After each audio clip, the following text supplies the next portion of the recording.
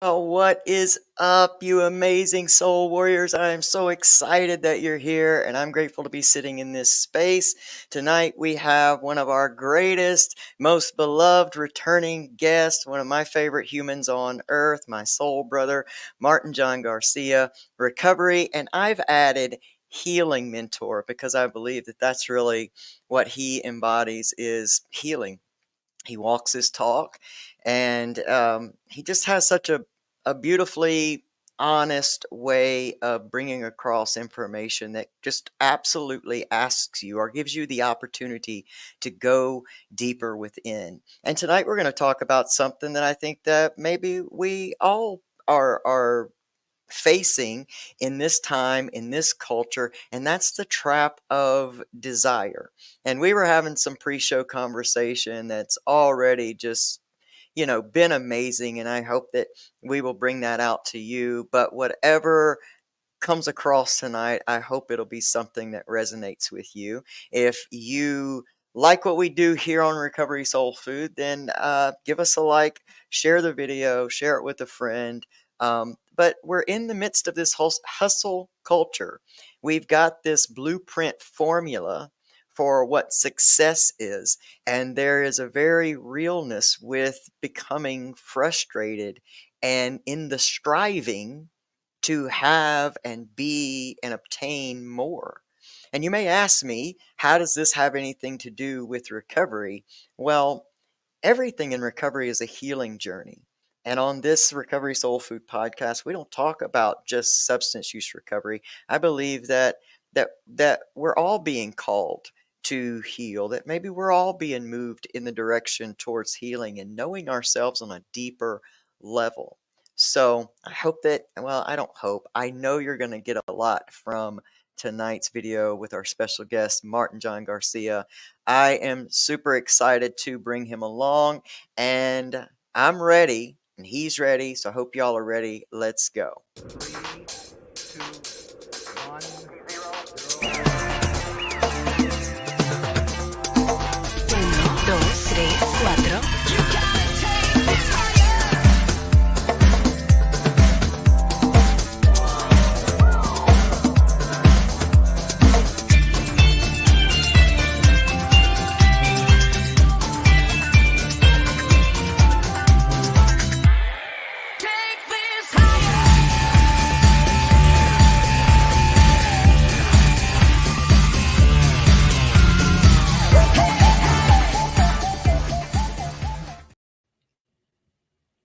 Oh man, here we are. So, man, here we What's are. up? It's on. It is on. Oh, wow. So I'm so excited. Thank you for coming back to the show. You're one of our most beloved returning guests. One of three of the most returning, because can't get enough of MartinJon. And I love you, and I'm grateful that you're here. So we've been talking about this already. Yeah. You put up your, you've been reading your book, your interpretation of the Tao Te Ching today, and the one that I caught was, to me, resonated so much with what we were going to talk about tonight that I was just so excited to have this conversation with you. And so we've talked about this before, about desire and how we can get caught in the frustration of always striving to get to be to accomplish more. But you and I have talked a lot about being and about how important it is to recover ourselves and to learn to be with that. So I mean, I guess I want to start. It's so wild because we've already been it's a big sort of task to unpack desire, and it's a big task to unpack recovery. So let me maybe just start and talk a little bit about why this is recovery focused. Please. Because that's how you did start with the idea, how is this recovery? Well, yeah. So my conversation, and if anybody's new to me and my work, I talk about recovering to things, right? Recovering to who you are, recovering to yourself. This is beyond the concept of recovering from something. Recovering from something is always looking back. Recovering to something is looking forward. As we look forward, we want to get out from under the influence of all the things that we're carrying right now, right? And so some of those influences are our parents, right? What our parents thought, and that's what led us into addiction. We get caught in the world of reward and punishment, and then we want to get out of the world of reward and punishment. And so we escape, and we escape in all sorts of ways, right? We escape through addiction. We escape today. There's more things to be addicted today than there has ever been, right? We have, not that porn wasn't something you could be addicted to, but now the level of addiction that you can have is so much deeper because it's constantly available, and it's just something that is almost ubiquitous to a day in the life of someone that has the internet. And then there is, of course, drugs and alcohol. The dark web has made those increasingly more accessible. And you have the internet in general, and social media, and the games that we have, and the addictive nature of the games that we have. We have food, which has been modified and prepared in order for people to be addicted to it, like whether that is a beverage or an actual food, like a French fry or something like that.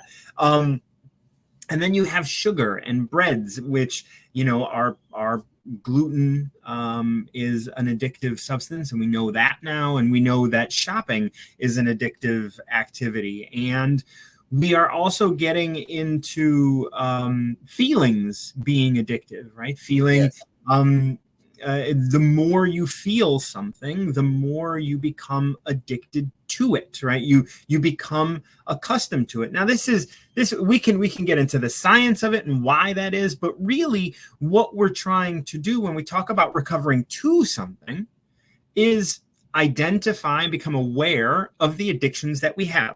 When we can identify them, we can ask ourselves, well, do I like that I do this? Right? And that's one of the big questions I ask my clients is like, ask yourself, do you like that you do it? Not do you like doing it?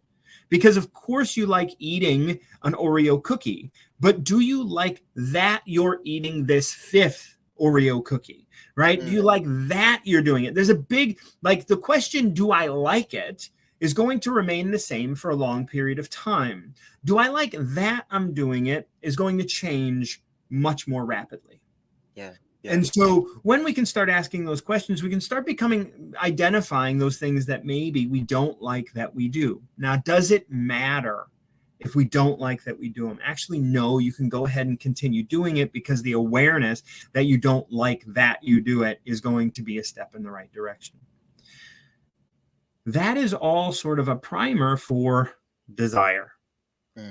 What do you want? Because you may want that Oreo cookie, but you may not want what the Oreo cookie is going to give you later, the weight, the stress, the bloated feeling, all of that. And now we're starting to talk about what are my desires, right? I want money, right? You and everybody else, what makes you so special, right? I always, even when I was a kid, I was always like, why does everybody want to live on a beach? Why would, there can't be that much beach out there that everybody is naturally geared toward wanting to be on a beach. And yet we start looking at influence. We start looking at all of these things that are telling us that this is what it means to be successful. This is what it means. And we don't have the ability to differentiate what is influence and what is us. And now we're attached to identity, and we're attached to all of these things that are kind of bringing us into this place of well, if this is who I am, then this is what I must want. And it makes me feel good to want that. And so I'm going, and once again, do you like that you're doing this? Yeah. And this is where we can really start differentiating these, because I don't think it's possible to get rid of desire. And if you want to get rid of desire, that's a desire in and of itself and has to be looked at as well. Very true. So before I go off on too much, I want you to kind of rein this back in, and maybe we can, have more of a conversation around this. I just wanted to kind of have a primer about the breadth of what we can really be be looking at, and why this is important for addiction. Because yes, this might not be traditional addiction studies, but addiction and living under the influence of other things is how I see addiction. And so we're living under the influence of the economic system, the education system, our parental system. We're living under the influence of the, climate change. We're living under the influence of our own thoughts, and where are those coming from, and how are those coming in, and how are those formulated and packaged. So, well, I like that you talked about, basically it almost leads me back to the question of who does this belong to? When we take apart some of the desires that we have, it's very valid what you were saying, is that who does this belong to? Like, is this my real desire, or is this coming from a different influence that is telling me that this is what it means to be happy? And I think we use the word success a lot, but I think at a human level, like at a deep level, we have this idea about happiness. And somehow, and I think that, and we've talked about this before in our own personal conversations, that there is a layering to what we decide happiness is, and how we achieve it. And there is a real, I think, there's a real value in really kind of layering some of those things down. So if I want money, then what is the deeper root of what I think that money? Because it's not that you really want the money, you want the desire, and like we talked about, the stability, right. Perceived stability. Yeah, that perceived stability that the money is going to create. And often we work so hard, we strive so hard to get this one idea that we have, and then we get there and we realize, oh shit, that didn't do it. And so now then we've almost gotten into this addiction of the desire and the striving, and we think, oh, okay, well, if that wasn't it, it's going to be that next thing. And you're right, we're really looking at, we're surrounded by influence. I mean, what do we call social media now? As influencers. Right. There's a realness in that title, in that is, that's the goal, is to influence you. And it's hard to want to exist outside of influence. It is. Because it's very similar. If you have a theory that goes against a traditional theory, usually the traditional theory is presented in such a way that you can't question it. So the economic system is presented in such a way that you can't question it. You can talk about mass incarceration, you can talk about like poor people, you can talk about, but really all of that is going to get washed away when we start really talking about money where the rubber meets the road. That's all going to get just that is just the cost of doing business, son. And we're not really going to get to any points, because that's not part of the conversation. Right? When we're talking about the economic system, we're not actually talking about everybody doing well. We're talking about you doing well, because if you can do well, then you're going to fight for me, the economic system. Right? And so that's the brainwashing or the Stockholm syndrome that we end up experiencing, where it's just like, oh, I did good in this scenario, and so everybody can do good in this scenario. And because everybody wants money, then everybody is going to follow my lead. And it's like, well, what? Now we start looking at, you have a desire to have money, and we can just look at money, because that's something that everybody seems to want. And it's the hardest, I think, to get people to not want. And I'm not trying to get people to not want money. Of course, you can have all the money you want. And actually, the more you let go of your wanting of money, the more money you're going to attract. Right. That's just the way it's going to go. But it is the desire behind it that really can get in the way. And your desire for anything can get in the way of your actually receiving everything. Absolutely. And receiving yourself and to know who you are.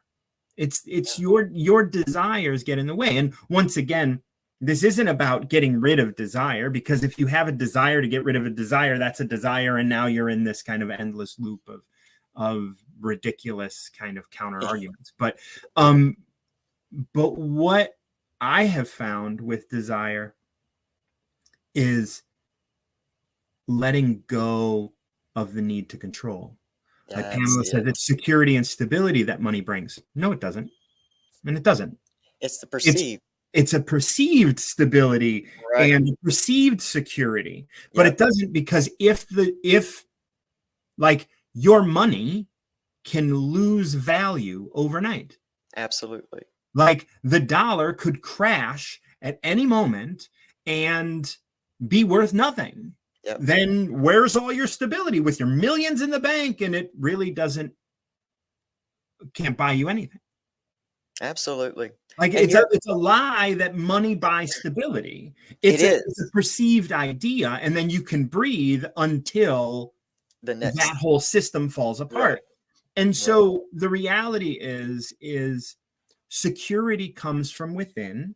Yes. Stability comes from within. And the world and the universe are going to support you no matter what. Now, you can have a desire to go out and get money, and that's fine. But when you have that, your inability to make money at any given point is going to raise your stress level. It's going to make your world shit, because you have a desire to do something, and what you're looking at is the lack of it. And so now you're in this cycle of it's silly. Like desire is such a silly thing. And we have created a world and an economic system that really kind of supports this idea of like, hey, you can have all of this stuff. And if you don't want this stuff, you can have this other stuff. But there's never a point where it's just like, hey, you can actually want none of this and have all of it. Absolutely. And we always, and there's all of these great, clips and quotes and things that say, well, if you don't, if you don't stand for something, you're going to fall for everything or whatever. It's like, it's just, it's like, they're all real cute and stuff, like, oh, that's nice, but, and the thing is, you can't argue with those people, but the thing is, you don't have to argue with those people. Mm-hmm. Mm-hmm. The argument and the conversation that you need to have is with yourself. Absolutely. And it's like, and this is where we ask ourselves, do I like that I'm doing this?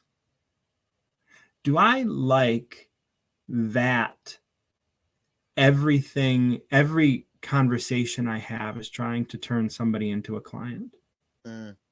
Do I like that every time I post something on social media, I check it ad nauseum to see how many likes I have?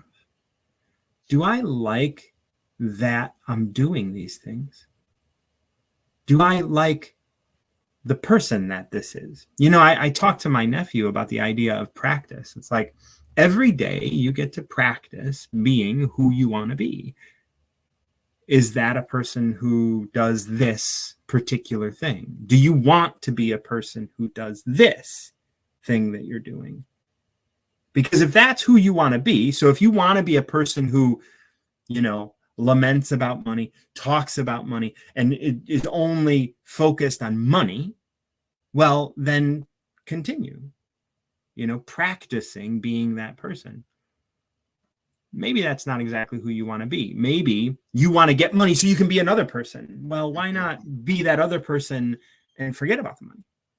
Right, right. And you've got the thing that I wrote in the description, and it was this almost ending line is becoming, like alleviating the striving and becoming to the allowing. And you've done a really good job at that. Like, we've been friends for a few years now, and I have really gotten to see a lot of the work that you've done within your own self and your own healing and your own recovering too. And I've really gotten to see that space where you've been able to become an allower, and I've watched things, come into your world. Now, we know that there's laws of polarity and cause and effect. So even when we back up and allow a lot of things to come in our lives, I think the perception is that then when this thing comes into your life, that it has no stress attached to it, that it's going to, be this end all be all that's going to help us out. But that's unrealistic in the life that we live, because you've really manifested a lot of stuff in your life as well, like some beautiful things, just by allowing, and it's been amazing to watch. But with those things as well, it doesn't check off this box within you. It's just another like part of the road that you're going down. So I'm really interested in some of your process to become more of an allower and less of a striver, and what that's maybe meant to you, and yeah, just what that means. I think that's easier than how to do it or anything. So in order to allow, one has to become aware. And that is at the core of everything that I do. Everything. Awareness. Like if you are avoiding being aware of something, that's something you got to look at, right? So when I can be aware that I have a feeling of lack, or when I, it's hard to express, but you are the experiencer. So I talk about this a lot, this idea that no one else exists. You don't exist, right? For me, you can't exist. Nobody can. Like, none of you exist. It's just me. And when I read a comment or when I hear you, and I am not listening with this idea that I'm going to respond, or I'm going to have an answer, or I'm special or anything like that. I'm doing this and I'm examining, what am I experiencing right now? I mean, I'm feeling my body, and I know that I have these experiences right now with my MS, and then I have gas, and I have all of this stuff going on. And like, what are my thoughts? What are the things that I'm concerned about? What are the things that I'm experiencing, and what is that experience for me, right? And when I can do that, so that is the lesson. Okay, so for me, in order to kind of allow, in order to kind of permit everything to be, I have to start by saying, well, what is it being? What is this? Oh, this is a feeling I'm having, right? So if you say something that upsets me, I'm upset. I had an experience that is separate from you. You said something, I'm having experience. In the whole of the experience, or whatever, the grand experience where the universe is having, like your experience and my experience, you'll say something, you don't know that what you're going to say is going to upset me, but I need something so that I can feel something. Now, if I respond, and that's what you were saying earlier, was just like, what's mine? What's mine is the experience. And it doesn't have anything to do with anybody else. And that's a really hard place to go, because people are like, but they really did this to me. No, they didn't. You had the experience of them doing that to you. They just did what they did. They had the experience of doing what they did. You had the experience of having that done. You had the experience of whatever it was. And by looking at those things, we become aware of what we're creating in our life, right? And so this is how we create, right? every experience we have created. And so as we kind of cut up each part of our life, we say, oh, I'm having an experience where I was invited to talk to you, and now we're having this conversation and all these things. And all of these things are experiences that I'm having. And anytime one rubs me the wrong way, anytime one leaves me a little flat, I kind of go, what was that experience? And anytime I want to blame something else, like money or my education or other people or politics or this or that, anytime I want to look outside of myself, I have to recognize that the one thing I'm doing is avoiding being aware of something going on within me. Yes. If I don't like, you want to solve the climate crisis, look at why you're upset about it. Right? Like, that's going to tell you more about the climate crisis than any like scientist can tell you, because this is your experience of the climate crisis. Yeah. Now you experience it in your world, and your world can alter. You can jump timelines so that you're in an alternate experience. And that's how, that's how this all kind of, that's how we grow. We jump timelines, essentially. The person that I was when I was drinking and using it was on a completely different timeline than I'm on. Absolutely. That's why I can't remember drinking. I don't remember it anymore. Because it's not part of this timeline. Yeah. Yeah. And I've had extreme experiences of, shifting timelines in a day, where it's like in the morning I'll be somewhere, and then in the evening I'm on a completely different timeline, and someone will ask me something about the day before, and I will have no recollection of what happened the day before, because the person who did that the day before was not the person that I am now, because I jumped timeline. Right. Absolutely. And so that's the sort of experience that we take. We grow, and you move over, and you elevate, and you move over, and you elevate, and you move over, and you elevate, and eventually you're just not, you're dying every day to yourself, and there's no identity. And the less identity you can hold on to, the less meaningful or the less important it is that you have an identity. Absolutely. And when you don't have an identity, there's no need to want. The identity creates the want. It's like, oh, I am a smart person, so I got to get published. And I mean, the world is so accessible now. It's like, you want to publish a book? Pay someone. You want to write a book? Ask ChatGPT to do it. You want to, whatever, it doesn't matter. You can do whatever you want. And you don't have to actually achieve anything.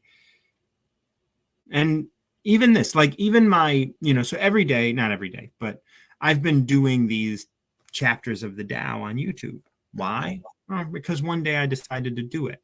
There's no reason for it. And really, it's almost, I don't want to, it's almost embarrassing to make something today, to produce something, because it's like, it's so easy. I mean, I remember a time when it was harder to make stuff. Yeah. Yeah. I remember a time where you had to work at it. Now you can just do anything with a push of a button, and everybody can do it. And it's really not that hard. And so if you have a desire, you can achieve that. I talk about the idea of manifesting, and I always say, if you're someone who could manifest anything, why would you manifest anything? And that's the thing. Everybody wants to be this manifester. I want to manifest. I want to manifest. I want to manifest. You're bigger than the manifestation. Amen.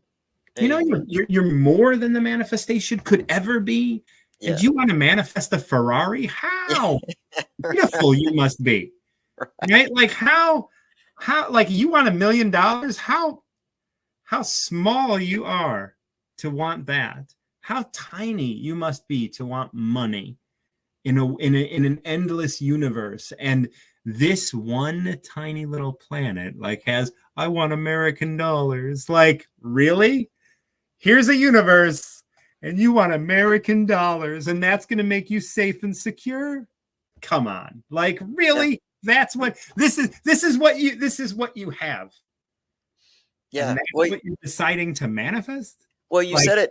You said it wonderfully, and I don't know if it was on while we were live or before, but when we were talking about that whole perception of stability, you know, we look around the island that I'm on, and you look at all of this wealth, and you can have this like churning inside of you to think somehow this equals success, and then a hurricane comes, just like it did, you know, this past week, and it can all be gone. So then who does that leave you? And I think what we're really talking about is like really recovering yourself. Like, what is the core of you? Who, you know, like the bigness of you. And I think that we've had so much outer influence in being small that it takes a great amount. It just takes awareness and just like awareness and healing to start to realize how big and amazing and beautiful that we are and the universe is, and it is so much bigger than stuff and things and desire. And well, and Pamela mentions, you know, like Pamela mentioned, people have a hard time thinking bigger. Yes. And sure. Yes. Absolutely. Exactly. Absolutely. There's no question about that. People do have a hard time. And the reason they have a hard time is because they're under the influence. Mm-hmm. And when you're under the influence, you're not thinking clearly. And how many people are addicts or under the influence and cannot admit it or cannot look at it or cannot see it? Mm-hmm. Everybody, right? Mm-hmm. Like that's being under the influence. You can't see it. That's the problem. Mm-hmm. And we live in a society that is continually making sure that everybody is under the influence. Right? Yes. Because if you're not under the influence, you just may think bigger. Mm-hmm. Mm-hmm. Right? And so, yes, you're right. People have a hard time thinking big. And that is a shame. And I do think that they're getting sick of being under the influence. Yeah, they do too. But I also don't think that they see a way out. Right. Yeah, right. And so, and in all reality, if we were to do all of the things that Disney does to get people's attention, we wouldn't be in it for the right reasons. Mm-hmm. Yeah. Right. And this is the balance that has to really be made, where it's like, you know what? We have to believe that they're going to find their way. And when we don't believe they're going to find their way, that's because we have fear that we are not going to find our way. And that we give ourselves this, I'm going to help people. No, you're not. You're not going to help people. You ain't going to help anybody. You're going to help yourself. And that's it. And that's the only person that you can help, because that's the only person that exists. Yes. For you. Yes. You are part of a bigger system. Mm-hmm. Release your ego, release your, like, for those of us who can do that, and I can't do that like completely, right? Like that's it's tough. But that's the idea is, do I like I said earlier, what am I practicing? What am I practicing to be? What am I practicing to do? Do I want to practice trusting other people, or having these feelings of, oh, poor people, I gotta help them? Like all of a sudden it's like, who the fuck do you think you are? Or control, right? Yeah, like, or trying to control them, because when you back up and look at it, it really does come right back to you. Like, why do I want this? You know, I may guise it in, well, I just want her to be happy. Well, whose idea of happiness? Right. My idea of happiness? Absolutely. Like, how dare I? Because I don't know what happiness means to this other person. That's so how dare I put them and myself through all of this stress and, you know, and make myself sick because I can't control their happiness, which is my perceived, you know, and it is, it's mind blowing to try to like really grasp that. But when you do release that, and you can Right. release people to have their own experience. But as you're trying to control all the parts and control them, and you under I mean, it's the same as society. It's macro and micro. This will make you happy, and this is Mhm. how you should do it, and here's the formula, and if you don't, then you're not valid, or or I'm going to release you because you don't serve, you're not serving me, or this is a toxic relationship. Well, where's the toxicity live? Does the Right. toxicity live in me, or And does it and live in again, it's about my experience, right? Like, so you? I had the experience of reading people have a hard time thinking bigger, Mhm, and that created a response for me. mhm, Pamela had an experience where she heard something that made her write that. mhm, That's her work. mhm, If mhm, if she believes I said something that made her write that, then she's the victim of me. mhm, mhm, If mhm. I believe that my feelings that came up when I read that, whatever they were, are because she wrote it, then I'm the victim of her. Right, The right. reality is Never I have ending to cycle. separate her. She doesn't exist, and I'm having an experience that is singular. And that is part of my path, right? That is part Mhm. of my lesson. And do I want to learn from that lesson, or do I want to play the victim? Right, right, If I right. learn from that message, if I get to learn from that message, then I learn about me and the world that I'm creating. Absolutely. Now, Absolutely. I can alter the world that I live in by changing the world that I'm creating. Mm, mhm. Right? So you want to live Yes. in a world that doesn't have like climate problems? What is the core? What is your experience of climate change?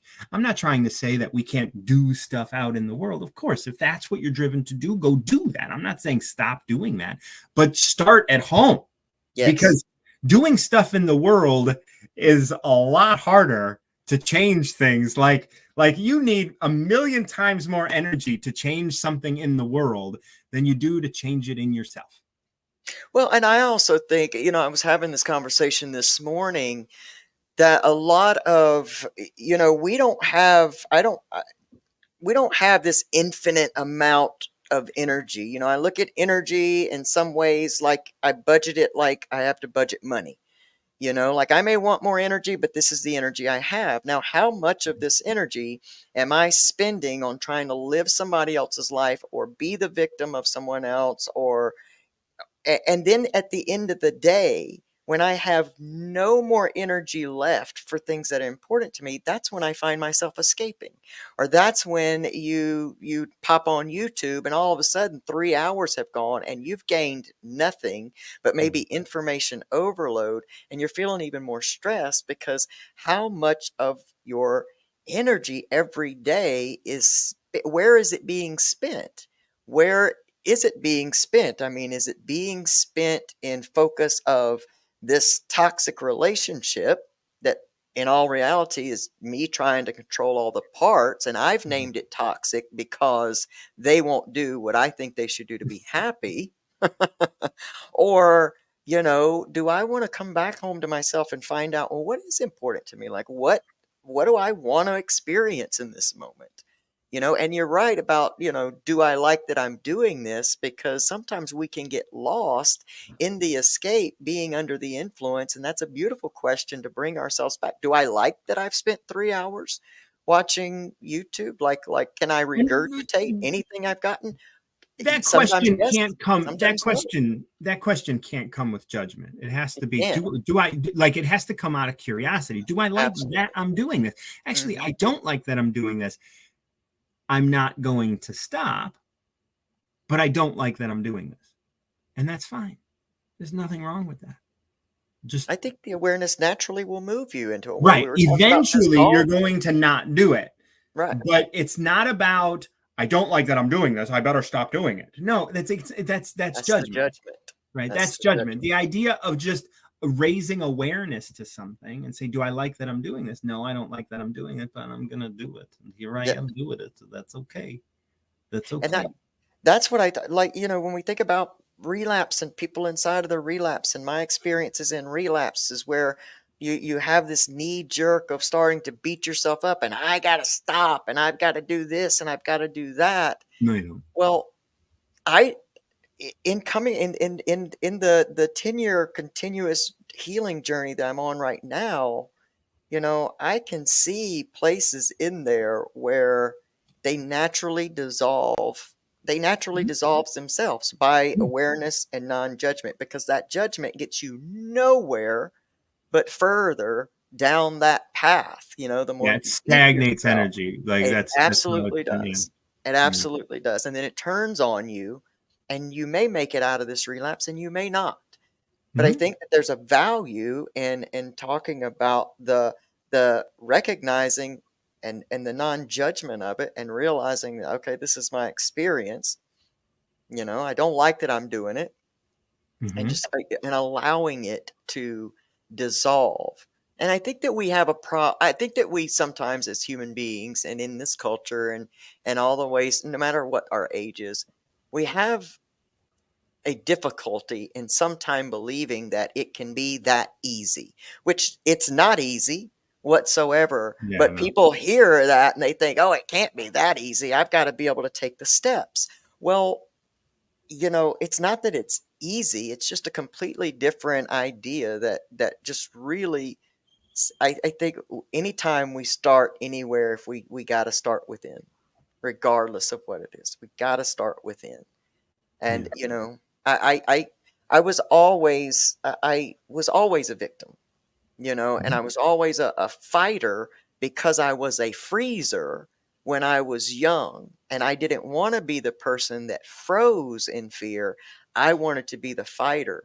So when we go back to what you were talking about earlier about practicing, who it is you want to be, I practiced not being a freezer anymore and practiced becoming a fighter. And I practiced it so long until it became my personality and personal reality, and that my entire life was a battle between victim and conqueror.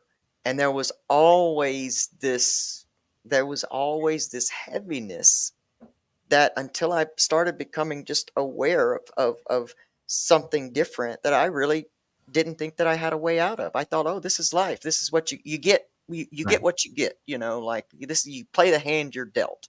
All the things that we say. And that is, like I talk about the difference between surrender and submit. So there's surrendering and there's submitting. When you surrender to what is, but you don't have to stick around and fucking get abused. Right? Submitting means you stick around and you get abused. And, so you can surrender to what is. And that could very well look like what you're saying, this idea of, you play the cards you're dealt, but you don't have to play the game they're dealing. You know what I mean? Like, you have the cards. Now play the game you want to play. Like, all right. We'll see y'all next time. That's the greatest thing. The problem is that everybody wants to play the game that they're being dealt. Right? It's like, you can take your cards and go home. They're your cards. Sure, you got to play them, but you don't have to play them at this table. Yeah. You have to play them by their rules. Yeah. You do have to play these cards. Sure. This is the experience you have. I have a diagnosis of MS. I ain't going to get away from that. That shit's on me.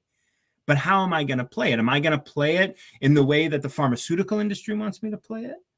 Am I going to play it in the way the insurance company wants me to play it? Am I going to play it in some other way? Right? Who is going to dictate how I'm going to play my cards? And so when you say, I got to play the cards I'm dealt, yeah, you do. But you never questioned what table you were sitting at. That's the truth. Right? And that's the thing. Like, you're submitting to the rules that you never agreed upon.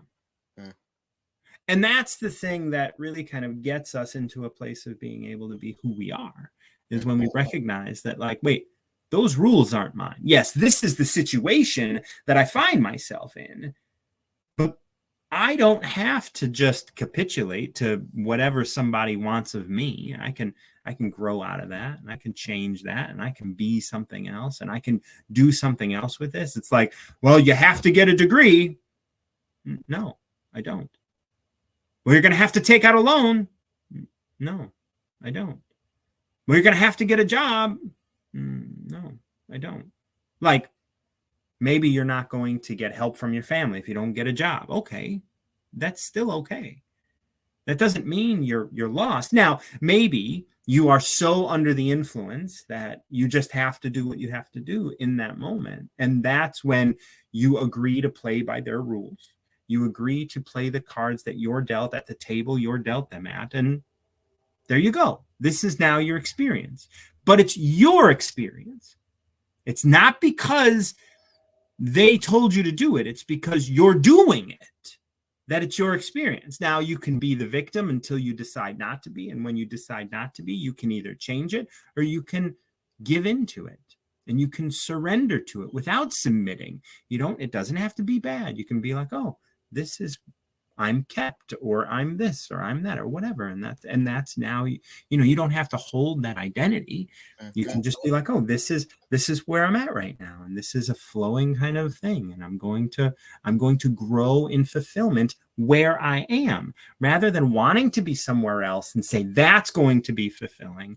Yeah. This is fulfilling, even though it's, like, this is where we start talking about desire. This is what I want. I want to be able to go wherever I want, whenever I want. Well, not everybody has that opportunity. So how can you go wherever you want, whenever you want, without being able to physically do that? And I don't mean like going on the internet. I mean, maybe that's it. But it's like, where is your fulfillment? Like I read this, and I think I mentioned it today. It might have been on here, and I don't recall. But, the idea that, like, you do what you need to do, and you don't worry so much about what you want to do. The idea that you want to do something is a modern, silly thing. The fact that you have a want is, I want to go to a restaurant. I want to have a beach home property. I want to have, like, come on. Like, we just kind of crawled out of like as humans, we have just gotten use of our brains and like have made, like, society has been built in the last 200 years. Like, the fact that you want security and stability and all this without, like, being able to look like, shit, 1920, every motherfucker is about to die. Like that was literally 100 years ago. That's two generations. Like, and you want some shit? Like, wait a minute. Like, let's put some perspective on those miles. Like, it's really interesting how little perspective we have with our desires. And really, like, since I've attracted things into my life, like a home and land and all this, like, it's really beautiful to do what I need to do. And there's something fulfilling about doing what you need to do, rather than being here going, I want something for me.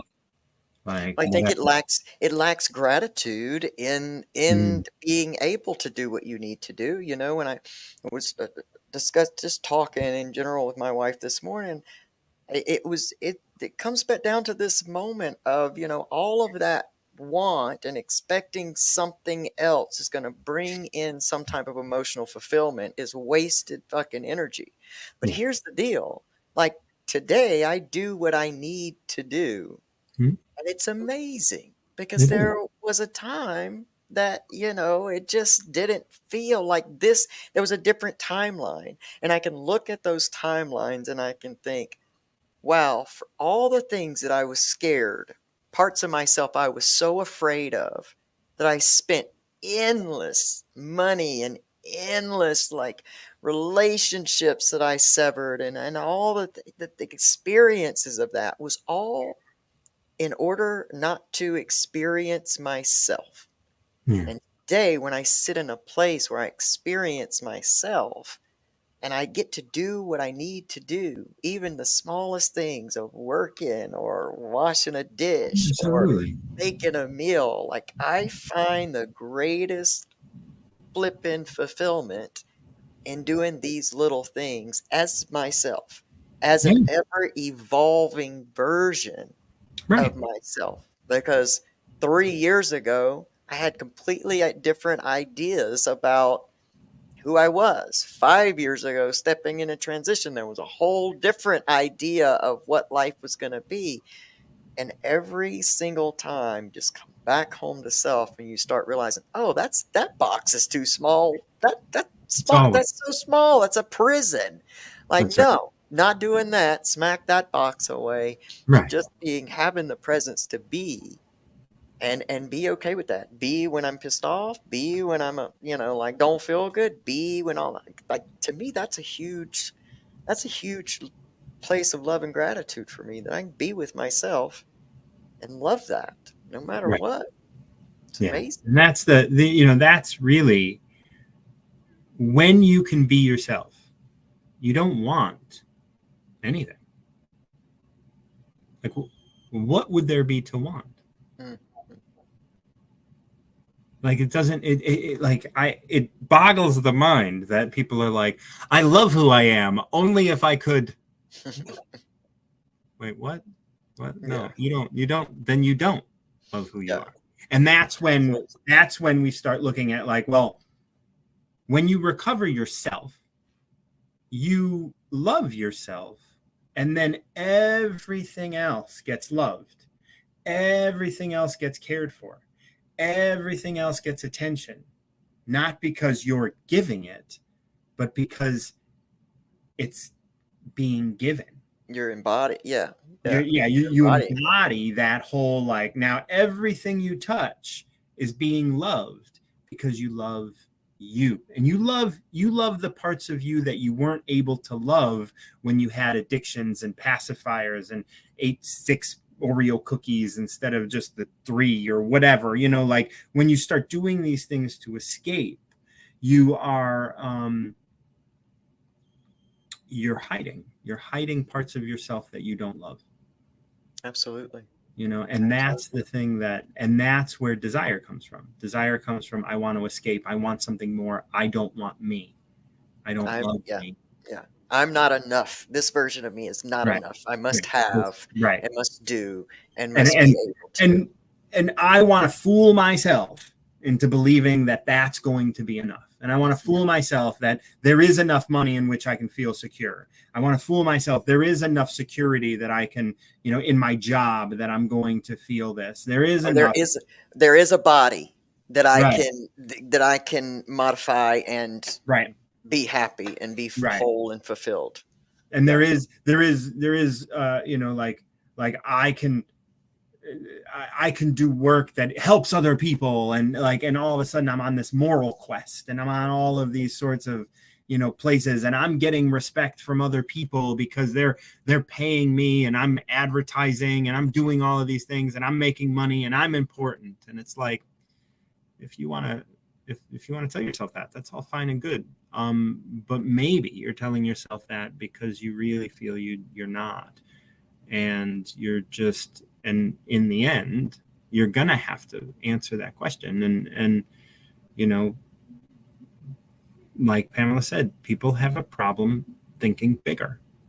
And that's because, and I think I said this to you offline, you see the manifestation. The manifestation is an illusion, but it looks so real. It looks so real. It appears to be real to such a degree that I'm going to believe in it. Yep. And the stories everybody tells about the manifestation sound so good. I could have it all. It's like, well, why would you want it all? Right. And what is all? Yeah. And what is your all? Yeah. I think the most effective voices in I think that the most effective voices in our world are the people that are doing the inner work on themselves, and those become voices that you understand or embody what they're speaking about. And I think if you can, a person who's in a space to receive that, can resonate with that. let's But let's that stop right there. information, Let's stop right there, because well, you're already like, I really can't let you continue. Only because there is somebody that needs to hear a message from somebody that is not on that path in order to get on that path.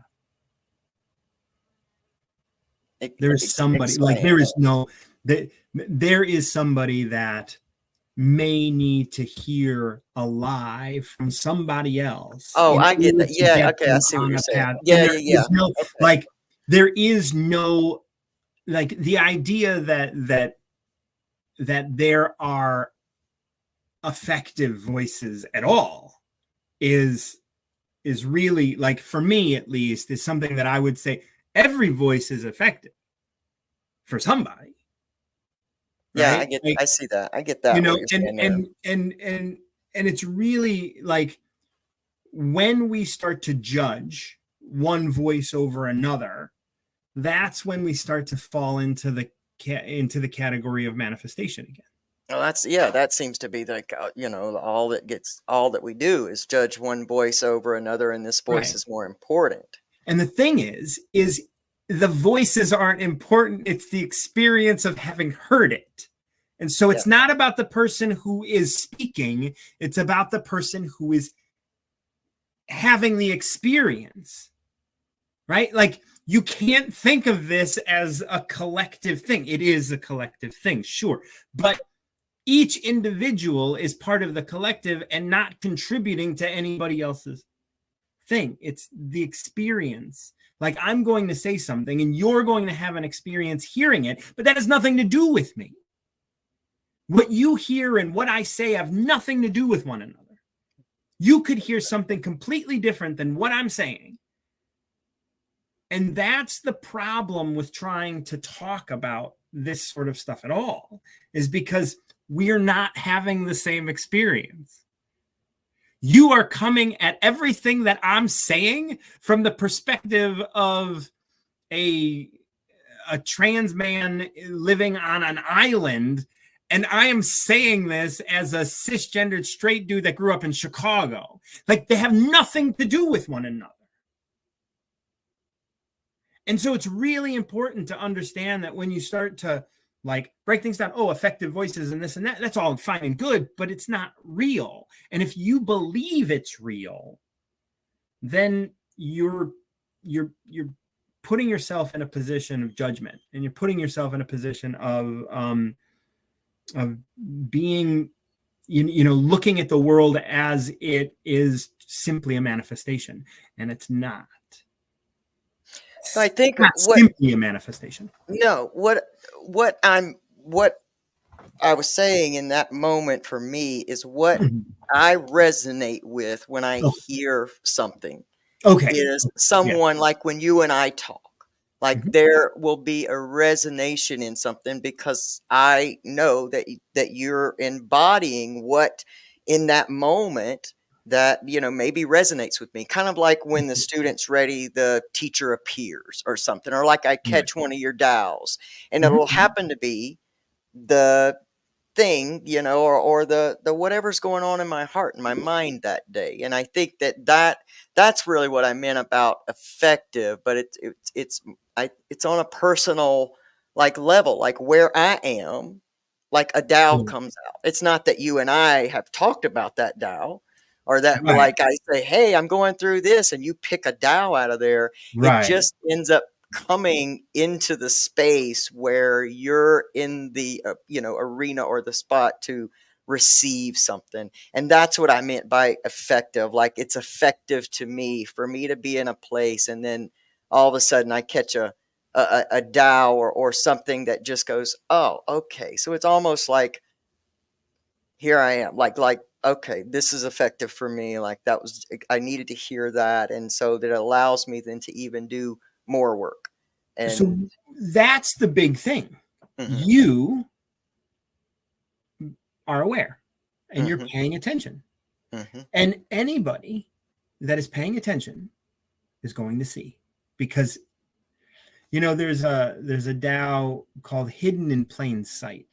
And it talks about the Tao and how it's like, if you reach for it, you can't grab it. And if you look for it, you can't see it.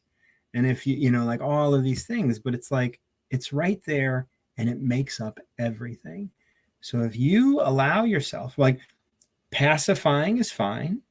However, when you pacify, you are escaping.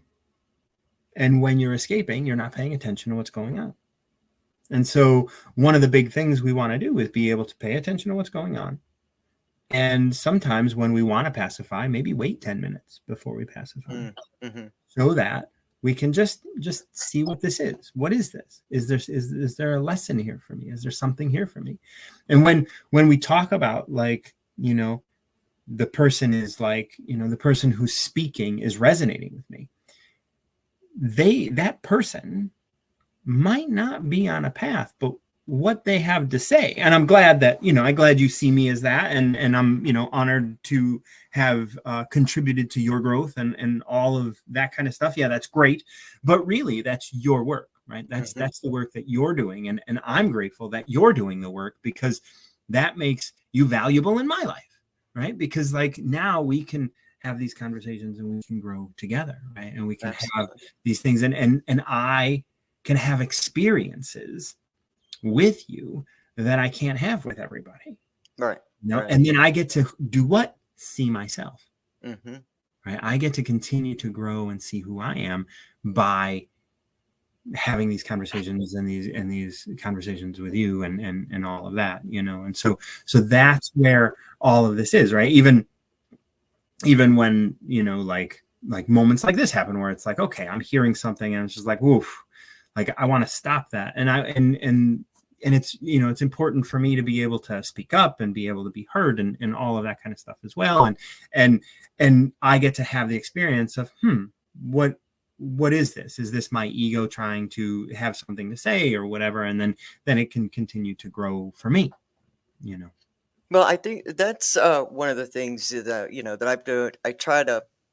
I try to be aware in my relationships, where I used to always put it out on the other person, and it's very uncomfortable sometimes, because I really feel like, a lot of the things that are in our immediate life, for me, are kind of a mirror of my own fears, or some of the things I don't like about myself, or some of the things that I'm afraid of, or things that that I are coming up for me to heal within myself. And in doing that, it has taken my reaction to other people down, like, so, like, the responsibility of reacting to every stimuli that comes along, every person in my life, and always being angry. It's like I don't carry that anger anymore, because I realize in the moments where something is affecting me, that I get to ask that question. Now, whether I go ahead and just, don't have the energy not to react, and I react anyway, then good. I get to look through that. And, absolutely. I get to ask myself, do I like that that I'm an angry person who blows up and hits things? Right. Like, that's where it has to start. But it becomes very interesting. And that's what I like about this life. That's what I like about recovery. That's what I like about being able to sit in a space like this and have other friends who sit in a space like this, is that I like that it becomes interesting. Yeah. And what is happening for me in this moment? Like, what is this? It's not their reaction. It's not them. It's what's happening for me. Right. And, Absolutely. and it's easy to get caught in, like, this egoic space, like, with my wife. My wife's a much different person, and there's a space that she still sees things from, and it's very easy to kind of point down and say, that's not their stuff, that's your stuff, and then you got to do this. It's really easy to slip there, but you know, it always the fulfillment comes in coming back into yourself, and to be able And to to see. recognize that, like, oh, there's still work I got to do. Yeah. And it's not about them, you know, whoever No. they are, Yeah. right? It's always like, oh, there's still work I got to do, Mm-hmm. you know, and that work, you know, that work is because of desire, right? Like desire to change other people, desire to be seen as better than, desire to be wanted. You know, like I was thinking the other day on a walk, I was like, you know, one of the big things that we really want as people, as human beings, is to be chosen. You know, we want to be chosen. You know, I think that's a big marriage thing. I think that's a big job thing. It's like, I want to compete and I want to be chosen. And it's like, it's interesting for those of us that haven't been chosen very often, you know, like what that experience is, and how that really allows us to get out from under the influence maybe a little easier. Because when you're chosen and you want to be chosen, then you can find yourself very easily under the influence of having been chosen and not wanting to be given up. Yeah. Kind of, you know. Yeah. Absolutely. That's Absolutely. desire. Wow. What a good conversation, man. I'm Yeah. so grateful that you stopped by tonight. This I'm has really, been so fun. I'm grateful. No, it's been very good. I wanna, like, I would love to open it up to anybody that's listening and would like to pick a number. I'd go through a Dow if anybody wanted to pick a number between 1 and 81. I mean, you Yes, could as please. well. 1 and 81. I want to give whoever's still watching, I want to give y'all a chance to pick the number, because I always jump on the numbers. But y'all pick a number, anybody who's still here. What's up, Lisa? So grateful for you. Love you. Hey, Pam. I can see we've got what's up, Joe? Topher, I hope I said your name correctly. Thanks for being here. That's all I can see. But if anybody has a number, pick a number, please, between 1 and 81. Yeah. And let's see how it goes. I'm going to give y'all a couple minutes. So we're live on like 6 platforms. So I hope I see that there's a couple people over on YouTube. So if anybody wants to put a comment in and pick a number, that'd be great. Otherwise, I'll 61. Yeah. Otherwise, 61. If we don't get a number, let's go with 61. 36. Pamela says 36. Thanks, Pam. 36. So 36, and I don't know if this is going to resonate with you, Pamela, probably will. And I think we should read 61 anyway, because I think it's going to be a good one. So 36 is entitled Going About Your Business. And as this relates, and we'll look at this as it relates to desire. And Pamela, if you have anything to add when I read this, please do. If you want to take a deep breath, you must first empty your lungs. If you want to make something weak, then observe it first as powerful. If you want something destroyed, then see it first glorified. Identify your rigid desires. Meet them with flexibility. The soft overcomes the hard, the slow overtakes the fast. Just quietly go about your business, and the results will speak for themselves. So as that relates to desire, I love this ending, right? Like, yes, quietly go about your business, and the results will speak for themselves. And the results are going to be what happens. You don't have to worry about like having a desire, having a want in there. Just quietly go about your business, and the results will speak for themselves. And when you quietly go about your business, and you know, let's look at, I mean, we can take this deep breath and look at that as financial, right? If you want to take a deep breath, you must first empty your lungs. Empty. No, there's like, when you don't have, like, it's gonna come. When you don't have this desire, when you don't have this need for the money, need for the attention, need for all of this, it's going to open it. You're going to, and then let it come in nice and fresh, right? And there's no grasping. It's just going about your business, breathing. And that's how it's going to like express in your life. But when we grasp and we say, there's not enough air, I can't let go. Like, how long can you hold your breath? Yeah. You Yeah. know, I know for a long time for me, like with money, it was like, I don't want to spend, Yeah. Yeah. you know, anytime I try too hard, I realize it's actually going against whatever I'm trying. So that makes sense. Just go about my business. Yeah. That Going does about make my so business. much sense. It Mm. makes so much sense. And I think that part of, we live in a culture today that almost says for someone else to have something, they must be taking it from me. And that just Mm. keeps us locked in a lack, like state of being all the time. And so it just seems like that ends up being what continuously happens. That's a great pick. That was a great pick, Pam. Yeah. That's what I mean. Like like little shit like that, man, that you're just there and all of a sudden this amazing information comes across your path. And it can be something that just, that sets you into a place of ease. And 61. I do want to read 61 for you. Me It's too. entitled Being Great. Hmm. Being great requires the ability to be humble. So Mm. as to receive that which is attracted with tranquility. Attraction is the most primal of expressions.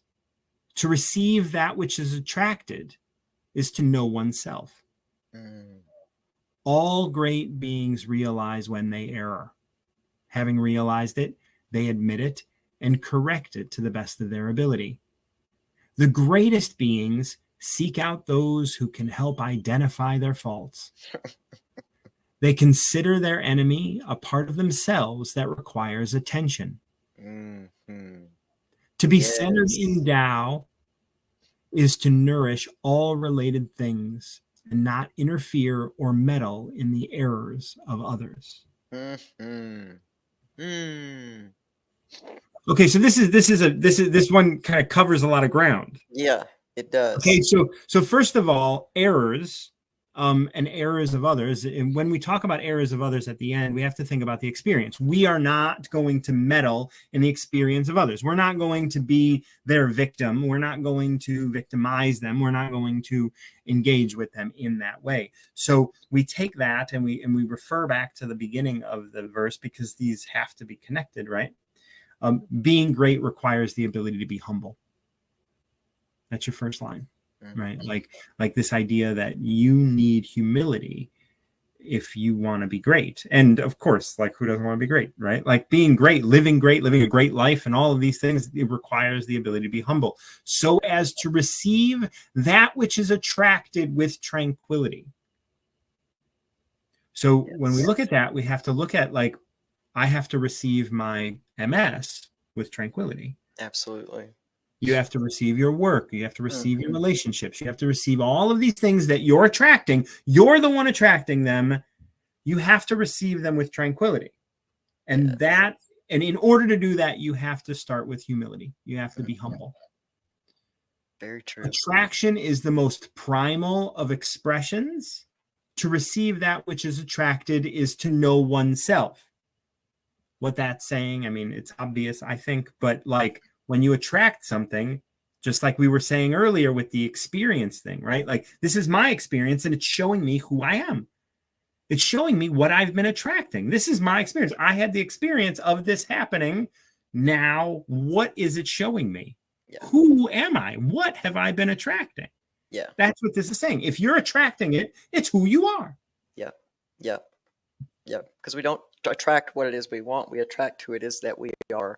And that is truly like, stand around and kind of look at your life, the circumstances, the people in it, and it expresses who we are. And there's a lot to be done around that. I mean, there's a lot of healing to be done around that, a lot of awareness, a lot of acknowledgement around that. I mean, that seems to be my life, seems to be that way during, every day that I just kind of take a pause and try to look. And I like that the part about, the being humble, because even in the beginning of my recovery journey, without knowing it, that was honestly my strategy was, recognize this, do what I can do about it, but drop the guilt and the shame and all the bullshit that goes along with it that stops you from really healing those things and be able to become aware and do what you can do and move on. So I love it. I love it. Thanks, I do Pamela. I want I to know. cover just a little bit more of this, if Sure. that's okay. Yeah. Yeah. All great beings realize when they err. So what that is saying is when you're attracting things that you don't want to be attracting, that's an error. Mm-hmm. Like when you look out at the world and you're attracting some bullshit, whatever that is, you're like, oh, that's not. And you can recognize yourself in it. You can recognize where you're attracting it. Now you've recognized where you err. Having realized it, they admit it and correct it to the best of their ability. That's like, oh, look at what I'm attracting. Wait, I don't want to attract that. Like, what? I'm being a fucking dick. Like, I'm gonna go ahead and change my shit, and I'm gonna correct it to the best of my ability. And then you're going to continue this cycle of being humble and recognizing what you're attracting and recognizing who you are within all of that. Yes. The greatest beings seek out those who can help identify their faults. They consider their enemy a part of themselves that requires attention. And then that's when we get into relationships and there's tension and there's other things that we have to do. Like they're showing us ourselves. Absolutely. And they're showing us what we're attracting. And so like that's where we get to grow. And that's where we get to learn about who we are and how we're doing things and what we're doing. And to be centered in Tao is to nourish all related things and not interfere or meddle in the errors of others, in the experiences of others, in the things that others do. We're not the victim of their stuff. Right. We are simply attracting what we're building. Absolutely. That's it. And then that's number 61, and that's yours. So I love it. there you I go. love it. 36 and 61. Always pick the great ones.